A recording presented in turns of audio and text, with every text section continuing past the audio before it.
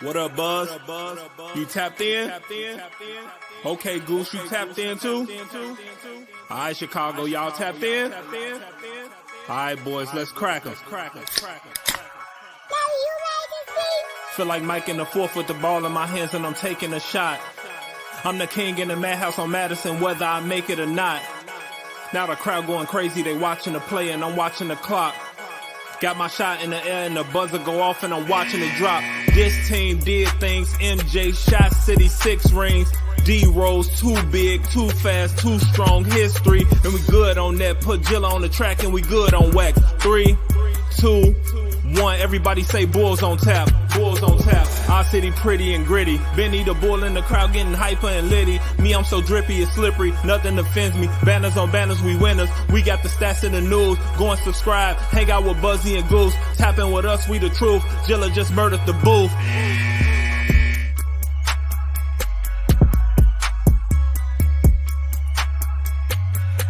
Ladies and gentlemen, welcome to Bulls on Tap. I'm your boy Buzz. I'm joined by my dude Goose, aka Bull Scripted. We're here to recap a win. It's a win tonight, damn it.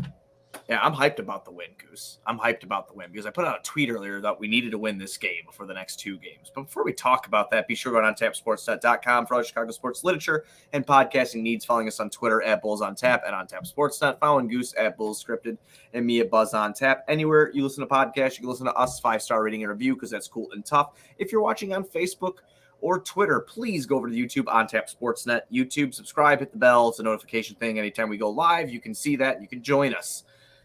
It's a mouthful. Goose, we win, dude. We won today. We put up a dub. We put up a dub in what felt like a potential playoff series. Obviously, playing a team back-to-back is pretty rare. Luckily for the Bulls, this is their last actual back-to-back for at least over a month. I believe our next one isn't until December, the latter half of December. Second to last week of December there. So finally, we're going to get a stretch of basketball where Zach LaVine should play in every single game. And after the results that you saw tonight with Zach having a season high, that's something that this team really needs because Toronto was very effective at double teaming DeMar DeRozan. Probably the biggest storyline through both games. Pretty much just take him out completely. And in the first game, our shooting was not there, and DeMar really did not have the support to manage the kind of pressure that they were throwing at him all game. As we're tonight with Zach out there on the wing, things were a little bit different. Yeah, absolutely. No, the first game on yesterday was Nick Nurse said that we're going to double Zach LaVine tonight, too. I don't know if you see that quote. He was just having fun with it being funny, but he was right. He was on something. It was very effective, what he did to DeMar. Even though DeMar dropped 20 points in Sunday's loss, he only took 9 shots. 9 shots. He took 6 free throws. He shut DeMar basically down, made everybody else around him try to beat them, and it didn't work out that way. And, of course, some costly turnovers hurt the Bulls in that first game on Sunday, right? You watched it. You saw that.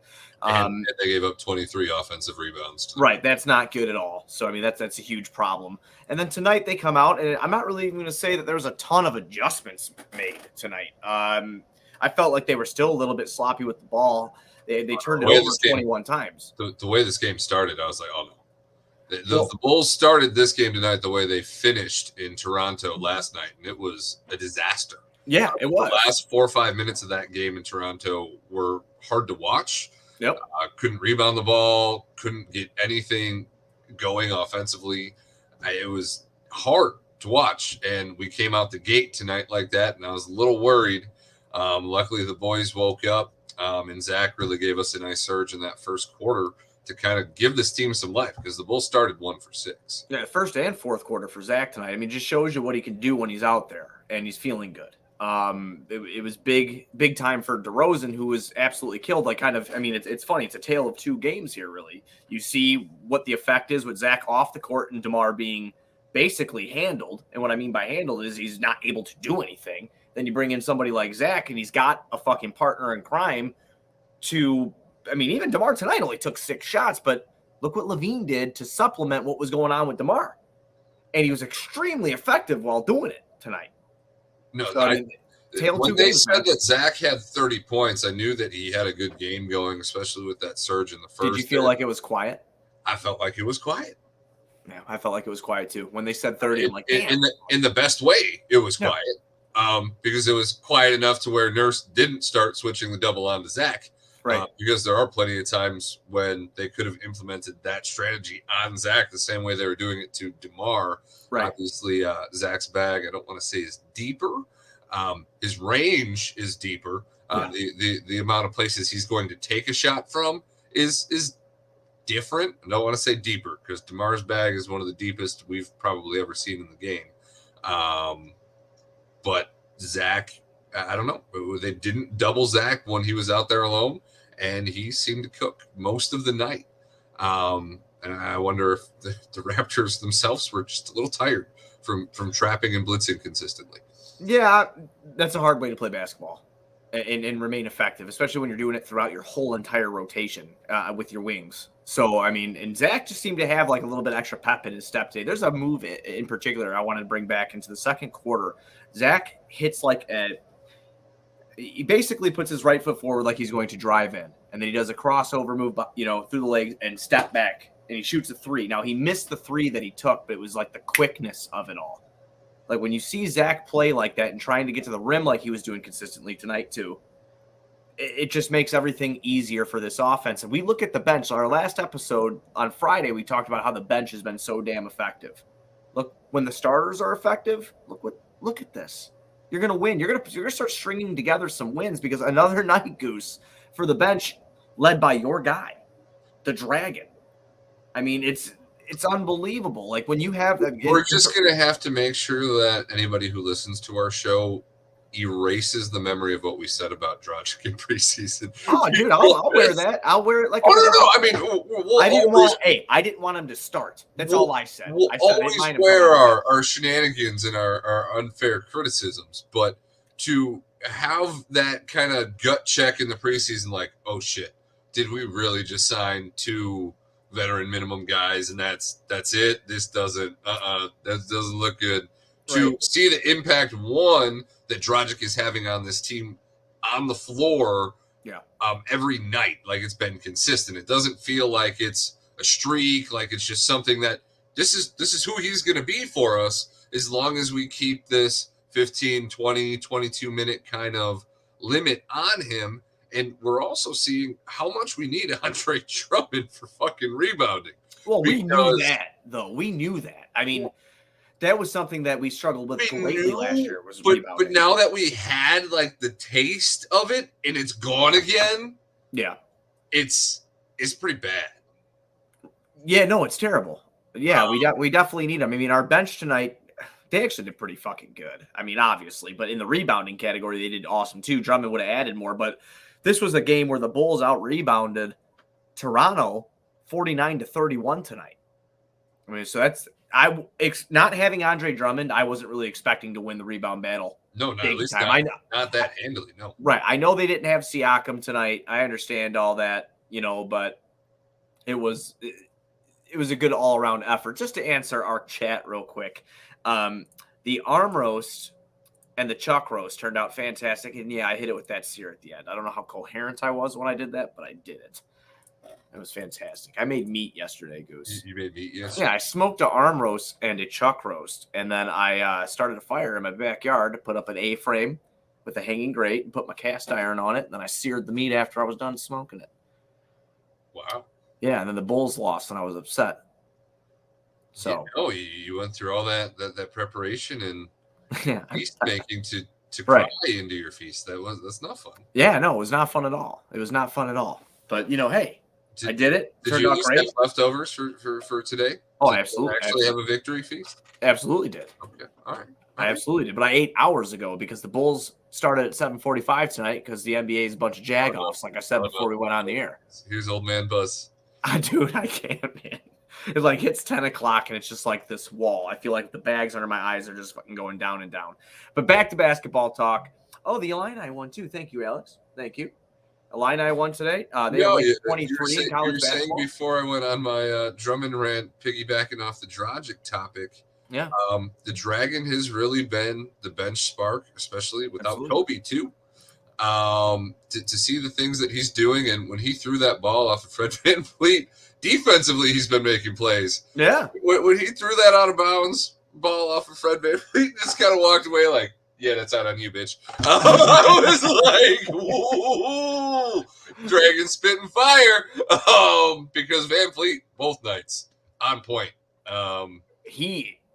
He's fun to watch, man. He is. He's fearless. Yeah. That backcourt in general, I feel like usually eat us up with Trent and Van Vliet. Like, I feel like they're always beating our ass a little bit. But Well, and I gotta say tonight, Pat usually gets tasked with some of the toughest matchups night to night. Tonight, Scotty Barnes was one of the toughest matchups, but it was one that I felt Pat actually takes personally. Like, Scotty wears 4, Pat's 44. They're both taking 4 out of the same college. Pat's got to hear about how great this guy is and his rookie of the year. I actually saw a little fire out of Pat tonight that I don't know that I'm that accustomed to seeing. Hey, he held Barnes 2 for 9 tonight, and Barnes was not an impactful player in this game, barely at all. So to see that fire from Pat in general, and then to see some of it aimed at the boards where the Bulls needed it, and as you pointed out, we won the rebound battle quite handily tonight. Yeah. Pat was a pretty big part of that. To see him just playing aggressive in a controlled way, but to see some fire and some anger, like, nah, dog, you're not dogging me. I really like to see that intensity from him in the matchup tonight with Scotty Barnes. Yeah, I just want to see. I'm not going to hate on his good game because it was a good game for him, right? It was a decent game for him, but I just need. I need to see more. The IO oop to him that got me in my feels. Yeah, it was good. It was good. I mean, damn, Goose. Give me a little bit more. Give me a little bit. I need a little bit. I know we're really grasping at straws to get excited for this kid at little things at this point. And we want it to be the big thing, but there was a certain point last night where I looked in the box score and Pat had 11 points and he was leading the team. So you do have 2 nights in a row where Pat didn't show star potential, but he did pick up the slack where it needed to be picked up with these guys that are missing. So I mean, that's a fair statement. It's forward progress, and right. It sucks that's what we have to hang our hats on with him at this point. But we are getting forward progress, and he did hold his matchup tonight. Somebody he's often compared to, obviously for situational reasons.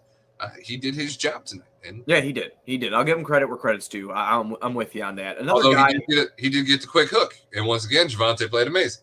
Yeah, Javonte played well. Derek Jones Jr. in his 13 minutes played very effective and very well. I mean, this 3-man rotation that's kind of running that power forward spot has been pretty fun to watch outside. Like, I mean, when Pat's doing well, I'm talking those bench guys are fucking unbelievable. They're really taking advantage of the minutes that they're getting. I got to say, like, I try not to get like this way about players, but man, I'm happy for DJJ getting some minutes and making the most out of them in here. He has been super impactful this year. Probably the team's unsung hero. I agree with you. I think that he's made the literal most out of his minutes. Like, we laugh. I mean, there's a reason we call the show the Javonte Green Power Hour, because he's fun to watch and he plays hard as fuck, like, all the time. So I see it with that little, like, between the legs, little dish off on a hoop. Woo. Yeah, he wasn't fucking around. But like we come to expect that out of Javonte, like, just the way that he plays. DJJ, a guy who has been in NBA rotations before, right? I mean, he was with Portland, he was with Miami. Then he comes to us and he falls out of the goddamn rotation pretty much immediately. He gets hurts his thumb last year, and in spot appearances he played pretty well. But this year he comes in because of a quick hook to Patrick Williams, just like what you mentioned, and he's literally forced Billy Donovan to play him since that first appearance. He cannot. Billy has to find excuses to get him in the game because he makes things happen. Yeah. He's the only shot blocker we have on the damn team. Like, some of the attempts that these guys are taking at the rim when he's on the floor and then on or you just see him come from behind and you're just like, pin. It's fucking bunnies, dude. Pinned. I mean, and it's awesome to see Billy be willing to use that versatility and throw him out there in the position where he is going to be the rim protector in the 5. But then also have the ability to have him in the corner where I feel like he's been a pretty plus 3-point shooter for us this year as well, compared to what you'd usually expect. I think he's been it's funny. He's shooting 33.3% from 3 right now, but I'm kind of with you. I feel like he's always hitting them when he's taking them. I feel like he's hitting them. See, it's thank God about the numbers, right? So you can actually have the numbers up where I'm looking at it, be like, yeah, wow, I'm surprised he's only shooting 33% because I feel like I thought it was like around 37, like because I feel like he hits at a decent clip. Speaking of 3-point percentages, do you know who was shooting 40% from 3 coming into the game today?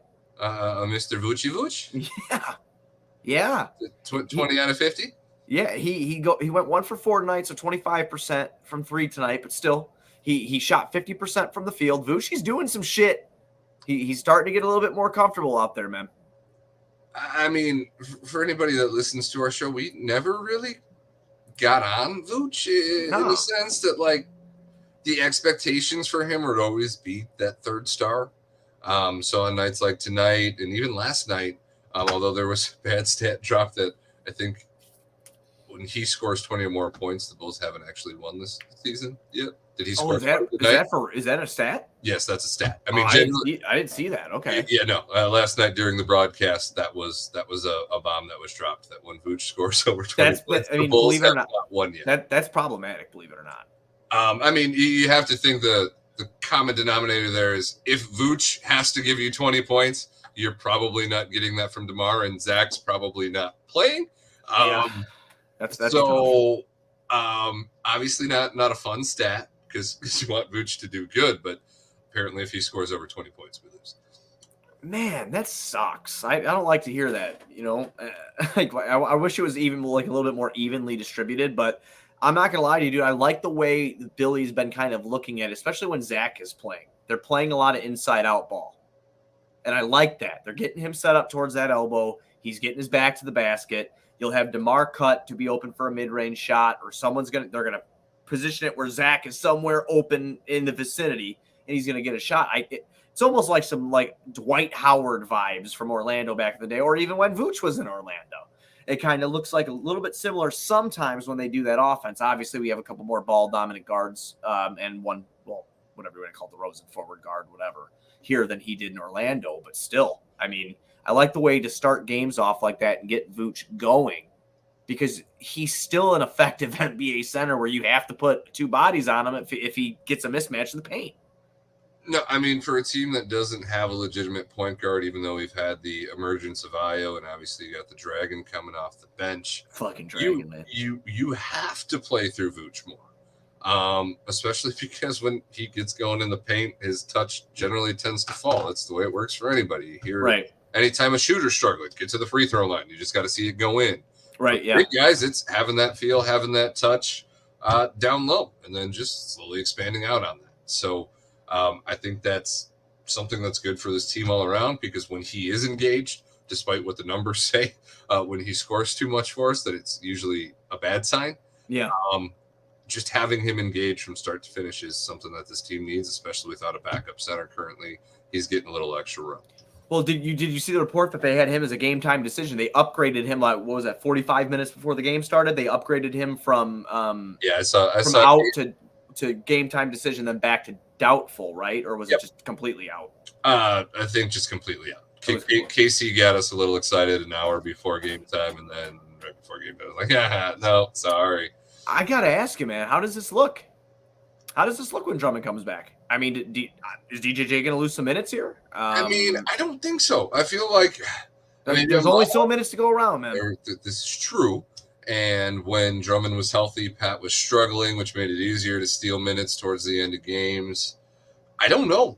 It's really a tough spot if you're Billy because you are giving these sympathy kind of owed it number 4 pick minutes to Pat in any and every situation. When you do have 2 dogs behind him that very well should or could replace him at spots in this rotation, depending on who the matchup is. That's what I'm saying, yeah. And I don't think we're ever going to see Billy go away from that. So DJJ might get a little squeezed. It might be between him and Javante, who's giving you more, or should just play all 3 of your power forwards 15 fucking minutes and throw the It's a extra great one on. problem to have, right? It is. I mean, for it being our weakest position, it's also the position that we have the most competition at.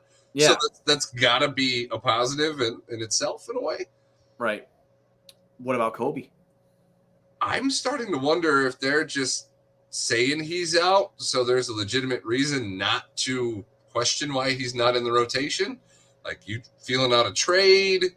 It's just so wild to me how this is going down for him right now. 2019 NBA draft pick, did not get the rookie extension. This quad injury that not anybody really – I did not see – I mean, I know it bothered him, but, like, I didn't see it becoming something like it is now. 5 straight games missed for Kobe White? No. Or is it 6? I did not expect this between the emergence of the Dragon. Fucking Dragon, man. He just keeps coming in. He just keeps entering this conversation. Yeah, I know. Just keeps butting his way in there. But you have the emergence of Io. You have Caruso, who's playing. You have Ball, who you're anticipating coming back, which is already going to make your guard rotation interesting. Because, as we've discussed for the last 5 minutes, you got to find minutes for all your power forwards that deserve time. Because that's where you're getting the athleticism and the versatility on this team is out of that 4 spot. Right. So Billy's got a tough juggle. I mean, it's a good problem to have because I do feel like a really complete team. Like, I saw a tweet on the Twitter sphere today.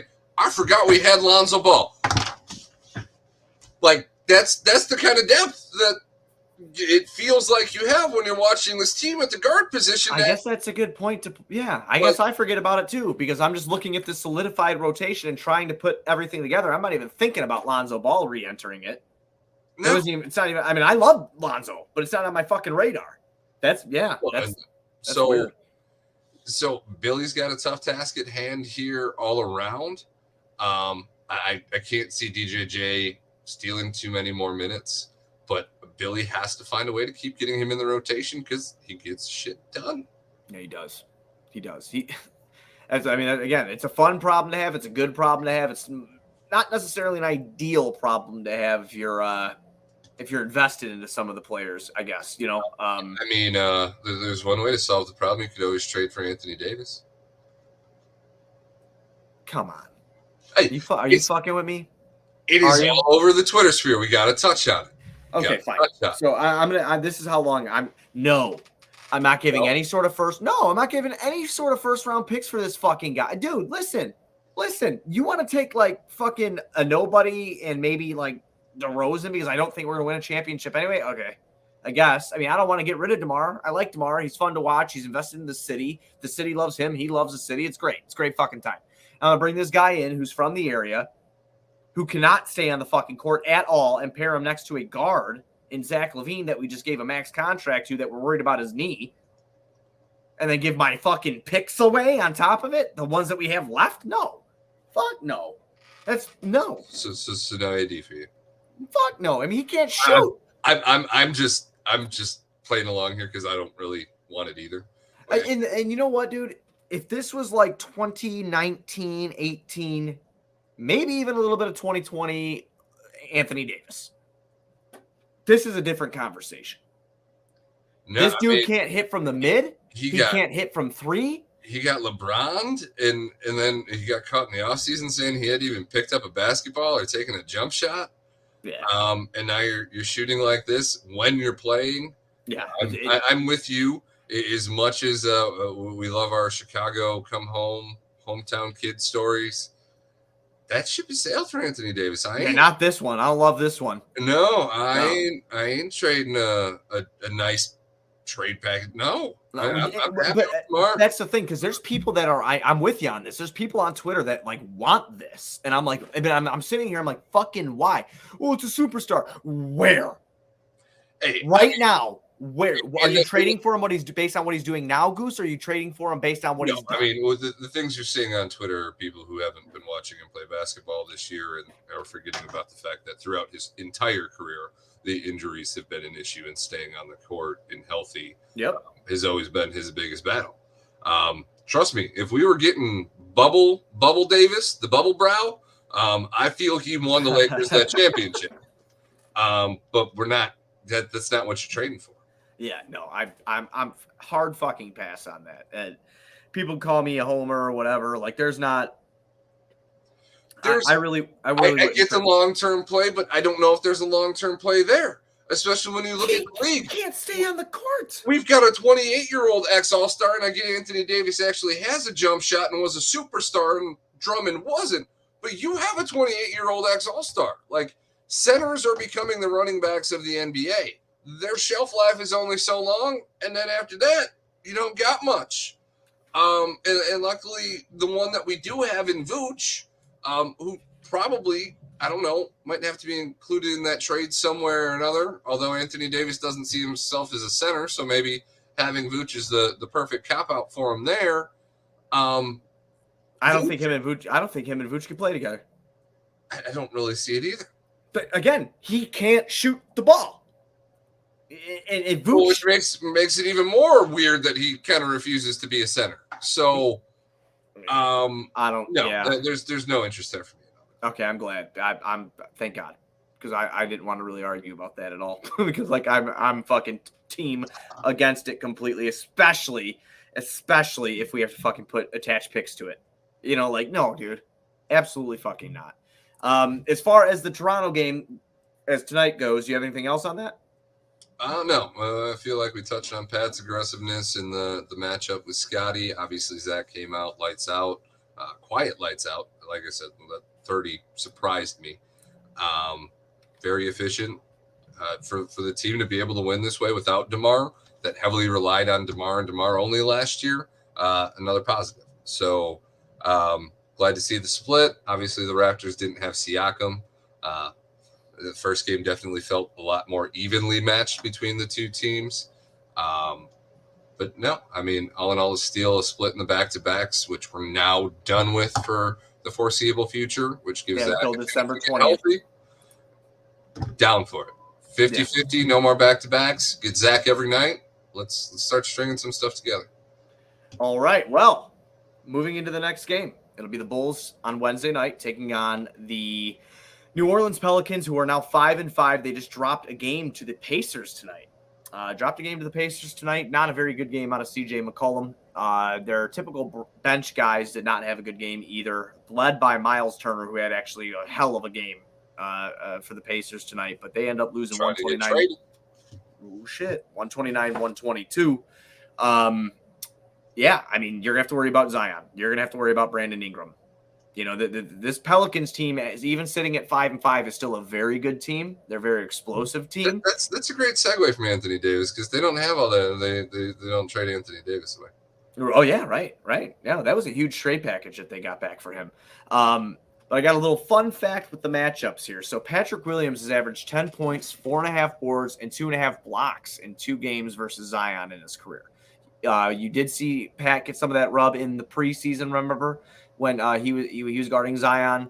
Now Zion against Pat in 2 games is averaging 28.5 points per game, 6.5 boards, 3.5 assists. Zion is a fucking beast. Yeah, no, there's nobody that can stop that kid other than himself at this point. I think that's the only thing that's been proven. But the fact that it does seem like Pat kind of gets up for that matchup, and as much as there is no equal matchup to Zion, I do feel that Pat is a little bit slower. So these slower matchups with the bigger guys, since he's a bigger guy, don't think he's as outmatched as you think. I do think it's a somewhat favorable situation for him. Zion's just so elite that it's not going to look that way in the box score. Well, right.